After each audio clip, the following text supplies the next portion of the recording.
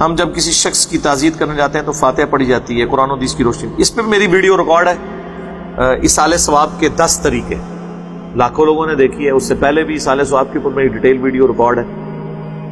یہ اس طریقے سے جو تعزیت ہوتی ہے یہ تو قرآن و سنت میں کوئی ثابت نہیں. زیادہ سے زیادہ آپ یہ کریں گے کہ جب تعزیت کے لیے جائیں تو اس مردے کے لیے دعا کریں، وہ ثابت ہے. بخاری مسلم میں حدیث ہے، ابو عامر کی وفات کی خبر جب رسول اللہ کو پہنچی تو آپ نے دونوں ہاتھ اٹھا کے دعا کی کہ اللہ ابو عامر کو بخش دے اور اس سے قیامت کے دن کثیر مخلوق پر فضیلت عطا فرما.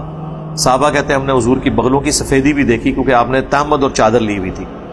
تو کرتا نہ پہنا ہو، اوپر بھی چادر ہو، احرام کی طرح حضور کا عمومی لباس تھا صلی اللہ علیہ وآلہ وسلم. تو قبر پہ جا کے بھی دعا ہو سکتی ہے. جس طرح بخاری مسلم میں آتا ہے کہ ایک حبشی عورت جو مسجد نبوی کی صفائی کرتی تھی فوت ہو گئی، تو صحابہ نے حضور کو نہیں بتایا. 3-4 دن گزرے تو آپ نے پوچھا کہ وہ عورت مجھے نظر نہیں آ رہی.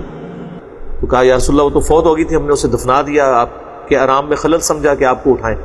آپ فرمایا تمہیں مجھے بتانا چاہیے تھا، مجھے اس کی قبر پہ لے چلو. آپ قبر پہ گئے، قبر پہ جا کے اس کا جنازہ پڑھا. حالانکہ جنازہ صحابہ پڑھ چکے تھے لیکن آپ نے دوبارہ پڑھا. مسلم شریف کے الفاظ ہیں، بخاری میں بھی ہے، مسلم میں تفصیل کے ساتھ ہے. جب آپ واپس لوٹے آپ نے فرمایا یہ قبریں اندھیروں میں ڈوبی ہوئی تھی، میرے جنازہ پڑھنے کی برکت سے اللہ نے انہیں نور سے بھر دیا. وہ کافروں کی قبریں نہیں تھیں، مسلمانوں کی قبریں تھیں. کیونکہ کافر کو تو مرنے کے بعد نبی کے ذریعے بھی نفع نہیں پہنچ سکتا، کیونکہ اس کے لیے تو نفع ہے نہیں آخرت کی زندگی میں.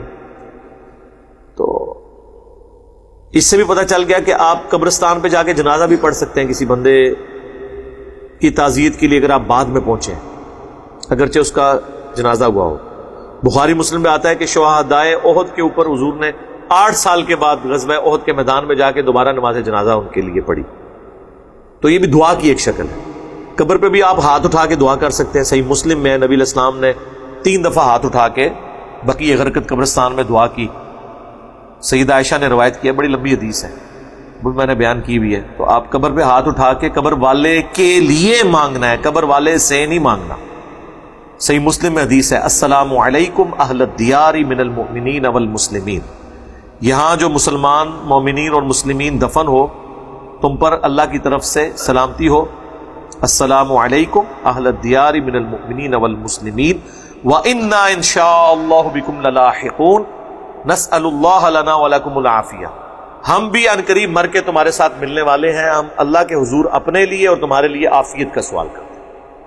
تو یہ کریں، روزانہ کریں. قبرستان جانے کی ضرورت نہیں ہے، آپ اپنی نمازوں میں دعا کریں مردوں کے لیے. بخاری مسلم میں حدیث ہے، جب تم تشہد میں بیٹھو درود شریف کے بعد جو چاہو اپنے رب سے مانگو. تو یہ میت والی دعا مانگا کریں، اللہم اغفر لحینا ومیتنا. اس میں اپنے لیے دعا ہے، اللہم من احییتہ منا فاحیہ علی الاسلام ومن توفیتہ منا فتوفہ علی الایمان. مردوں کے لیے دعا ہے، مردوں کا حق ہے. ربنا اغفر لنا ولاخواننا الذین سبقونا بالایمان. اہل ایمان کی نشانی ہے، وہ اللہ کے حضور دعا کرتے ہیں کہ اللہ ایمان کی حالت میں جو لوگ ہم سے پہلے جا چکے ان کے لیے ہم مغفرت کا سوال کرتے ہیں، ہمارے دل میں ان کے لیے کوئی غل کوئی کجی باقی نہ رکھے. تو یہ مردوں کا حق ہے. میں تو بلا ناغا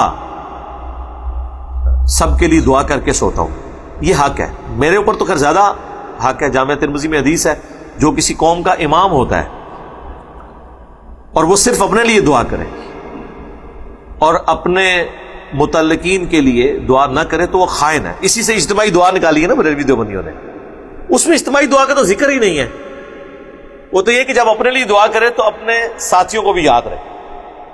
تو وہ چاہے امام مسجد ہو یا کوئی کسی مذہبی جماعت کا لیڈر ہو یا کسی تحریک کو لے کے چل رہا ہو، اس کا کام ہے کہ وہ اپنے متعلقین کے لیے. میرا تو خیال ہے کوئی دن نہیں ایسا گزرتا کہ ہم سے متعلقہ کوئی بندہ فوت نہ ہوتا ہو.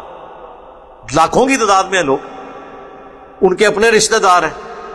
روزانہ ہمیں تو خبریں بھی آتی ہیں، خبریں نام ہی آئیں، ہمیں پتہ ہے کہ یار اتنے لوگ فوت ہو جاتے ہیں. تو یقین کریں میرے تو غم میں اضافہ ہوتا ہے جب مجھے اس طرح کی خبر سننے کو ملتی ہے. کچھ عرصہ پہلے مجھے سعودیہ سے بھائیوں نے کہا کہ وہ 3-4 بھائی تھے، وہ سڑک پہ کوئی صفائی کر رہے تھے، پیچھے سے ٹریلا آیا کچل دیا. وہ چاروں بھائی ویڈیوز دیکھتے تھے، کوئی بنگلہ دیش سے تھا، کوئی پاکستان سے تھا، کوئی انڈیا سے تھا. تو اس طرح کی مجھے تو بہت خبریں ملتی ہیں. کئی ایسے لوگوں کی جو کئی سال سے دیکھ رہے ہیں، یہاں ملاقات کے لیے نہیں پہنچ سکے، بڑھاپے کی وجہ سے، اپنی مجبوریوں کی وجہ سے. تو اللہ کا شکر ہے میں تو سب کو دعا میں یاد رکھتا ہوں. ایک تو اللہ کا حکم ہے، اور میرے اوپر تو زیادہ، یعنی میرے اوپر یہ obligatory ہے کہ ان سب کے لیے دعا کی جائے، اور آپ لوگ بھی سب کے لیے دعا کریں. صحیح مسلم میں حدیث ہے، جو شخص اپنے بھائی کی غیر موجودگی میں اس کے لیے دعا کرتا ہے، اللہ تعالیٰ ایک فرشتہ مقرر کر دیتا ہے اس کے ساتھ، جو اس کی دعا پہ آمین بھی کہتا ہے اور کہتا ہے یا اللہ جو کچھ اپنے بھائی کے لیے مانگ رہا ہے اس کے حق میں بھی قبول کر لیں.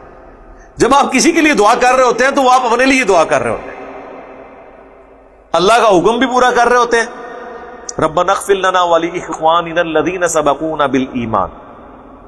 اور آپ اپنے لیے بھی دعا کا حصہ ہوتا ہے فرشتہ جو مقرر ہوا ہوتا ہے، اور نبی علیہ السلام کی مبارک سنت ہے، اپنی امت کے لیے دعا کرتے تھے، روزانہ کرتے تھے.